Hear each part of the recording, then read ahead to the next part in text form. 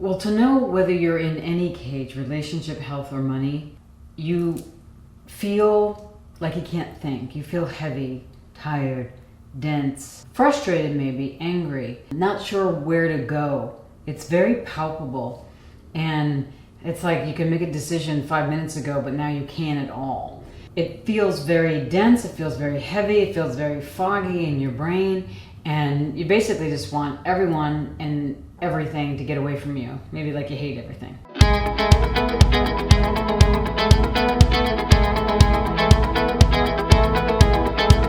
And if it's in relationship, you will notice that it's specifically, you'll have conflict or the same kind of conflict coming from different angles of different things in different ways, but all on the same thing. And you'll be like, that is not what I meant at all. And I didn't have the intention of doing that, but it still showed up. That kind of tells you that something's going on. So for instance, in my own life, at one point when I decided to change my relationships, I realized that I was having a conflict almost everywhere, in every area of my life. And then I realized that I'm the common denominator. So that's a cage. You're the common denominator in any problem that shows up in your life. Change you, problem changes, which means it goes away. But that's how you know that you're in a relationship cage, is that there's something you're trying to get across personally, business-wise, with friends or family, but it keeps coming back to you, no, or a struggle somehow. You're in a cage. What action you could take to get out of a relationship cage is to actually allow a roar practitioner, myself, come to a class to facilitate you on your relationship cage. You can't change what you don't know, and you keep doing what you do know. I always say at the beginning of my classes, you've attracted a facilitator who doesn't want to go over what you know, who actually desires to go beyond what you know to what you don't know, so that you can dissipate the cage around you and the barriers around you and free up the constriction to possibility. Break free, spread your wings, and get a cage run on you, and you will get free of that relationship cage. Oh my God, I was in a relationship cage most of my 50 years on this planet, just didn't know it. Little by little, cage by cage, I undid a lot of old belief systems through the roar technique that created relationships that were unsatisfactory. And here is the theme. For me, I had a fundamental belief in my unlovability. I had a fundamental belief in my wrongness. I had a fundamental belief in that I was evil. I had a fundamental belief that I was a shame and a mistake, and it goes on and on and on. And that came in and showed up in every relationship based on what I believed. I attracted people, places, circumstances, and events, not just romantic and intimate, everywhere, based on those beliefs I mentioned a couple of minutes ago. And so I kept doing cages to break myself free. I break free of unlovability, broken free of evilness, broken free of shame, broken free of unworthiness, broken free of being a mistake or being wrong. And every time I did, I got more and more clear of me and who I actually was and what actually I am in this world. And I always say, then I could lay down at night, not in anxiety, not in worry, and rest, because I know I'd done the best that I can, and I know I was me, and that set me free. The child that I was inspires me to roar, and there are children just like the child that I was inside of all of us adults, and there are children on this planet all over the world that inspire me to roar. I will not stop roaring until abuse is not on this planet, so that every child in the world, including the child inside of you, has hands to hold, food in their belly, love in their hearts, and peace in their mind, and knows that if they're in pain, they can reach out to someone and someone's there to say, are you okay? I'll never forget the moment I had with my cousin's daughter, and she was about 3 or 4 years of age, and I was there taking care of them because their mother at the time was very sick. It all worked out well in the end.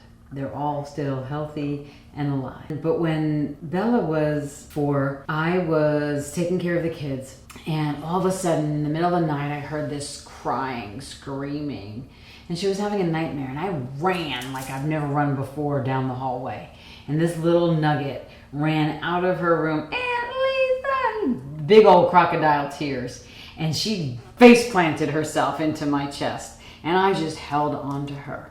And in that moment, as she sobbed and sobbed and sobbed and sobbed and sobbed from that terrible nightmare, screamed out for her mommy and daddy, and I just held her and breathed with her and let her know that I was there. In that moment, I literally remember saying to myself, there is nothing more important than being here for this child right now. And that's why I roar for the children that we were, the children that live inside of us, the children that are on the planet, and the children that actually have no choice right now, being sold into sexual slavery or being abused, like I was growing up for no reason other than, there were crazy people around them that thought, hitting children consistently every day was something, healthy to do, so to speak. That's what inspires me to roar. I am sick of seeing children be sick of what this world has grown into. It's not the world that I know is possible. Something else is possible. However, it is the world we live in. So who is my roar mentor? My roar mentor is, this is going to sound kind of weird, but for ease of understanding, my roar mentor is the universe. My roar mentor is awareness. My roar mentor is the spiritual existential experiences that I had at a very young age that showed me the truth about this reality, that let me know that there were forces available on this planet that aren't seen to the naked eye, but they're beneficial beings that work with us, bringing more light, bringing more awareness, bringing healing, and they are our guardians of this planet and galaxy.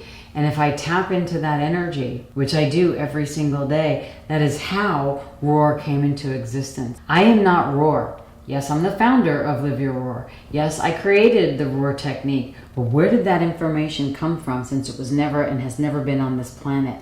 It comes from my mentor, which is universal, which is spiritual, which deals with universal law and probably quantum physics and probably things I have no language for. All I know is that there are these avatar beings, so to speak, that are illuminating with pearl iridescent white light in every country. And it's available to all of us. And in that availability, whether you believe it or not, it's still there. And you can tap into that energy and it will show you, if you will, how to roar, what is occurring, where you need to go, and how you need to stand up for yourself. And that's how this came into being, is from me listening to that, even though I didn't know what I was listening to. So go on, have your fun. Maybe you think I'm crazy. I thought I was crazy too. But I gotta tell you, the more I age with Roar, the more I know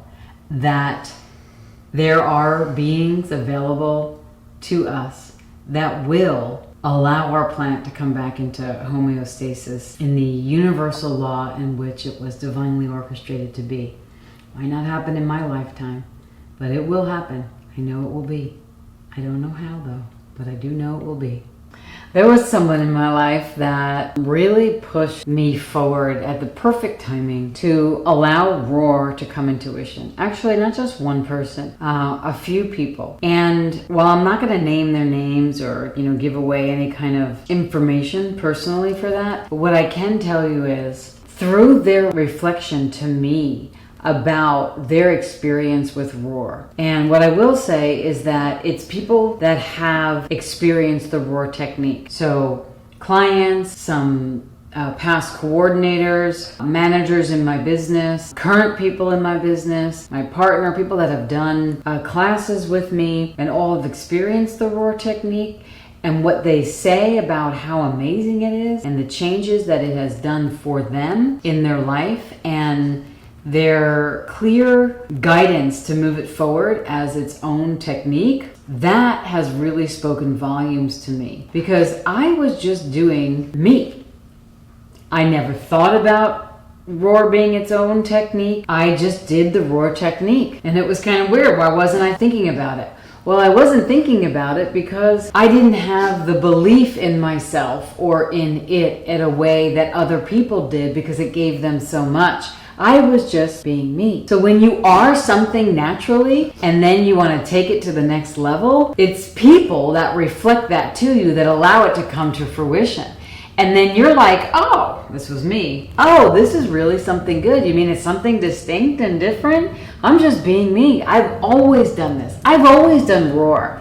But now it's roar, right? And so that's the difference. Every person that has been facilitated on their own cage has been the model to me about how powerful this technique is. Every person in my business or as a practitioner or as a client that has received this information and reflected its greatness to me is a part of this, is the wind beneath Roar's wings. And now it just happens to have its set of wings and is flying on its own.